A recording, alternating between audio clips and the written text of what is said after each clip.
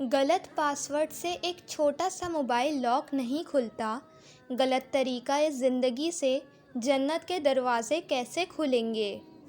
اگر تمہارے رزق میں سے دوسروں کی ضروریات پوری ہو رہی ہیں تو تم خوش قسمت ہو کہ تمہارا رب تمہارا رزق پاک کر رہا ہے۔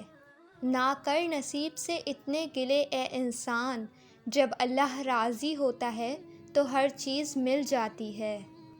علم یہ نہیں کہ بات کتنی گہری ہے اور الفاظ کتنے مشکل ہیں، علم یہ ہے کہ بات کتنی ضروری ہے اور الفاظ کتنے سادہ ہیں۔ کبھی بھی کامیابی کو دماغ میں اور ناکامی کو دل میں جگہ نہ دینا، کیونکہ کامیابی دماغ میں تکبر اور ناکامی دل میں مایوسی پیدا کر دیتی ہے۔ دوسروں کا برا وقت اتنا دلچسپ تماشا ہوتا ہے کہ اسے دیکھتے ہوئے اپنی زندگی کا سرکس یاد نہیں رہتا۔ کامیاب لوگ اپنے فیصلوں سے دنیا بدل دیتے ہیں اور کمزور لوگ دنیا کے ڈر سے اپنے فیصلے بدل دیتے ہیں۔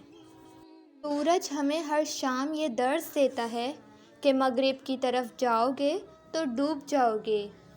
مرد آنکھ ہے تو عورت اس کی بینائی ہے، مرد پھول ہے تو عورت اس کی خوشبو ہے۔ جو بارش میں 7 رنگوں کی دھنک دکھا سکتا ہے، دکھ کو سکھ میں بدلنا اس کے لیے کیا مشکل۔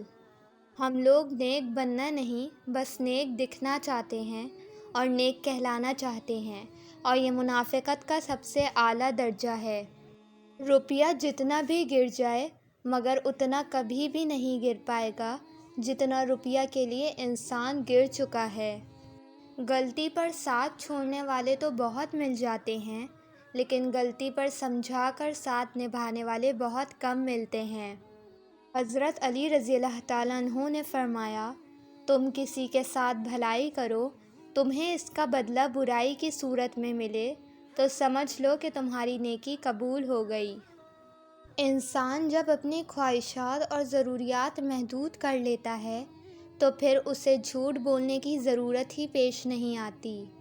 کچھ طوفانوں کو اپنے اندر قید کر لینے میں ہی بھلائی ہوتی ہے، کیونکہ جب وہ باہر آتے ہیں تو بہت کچھ تباہ کر دیتے ہیں۔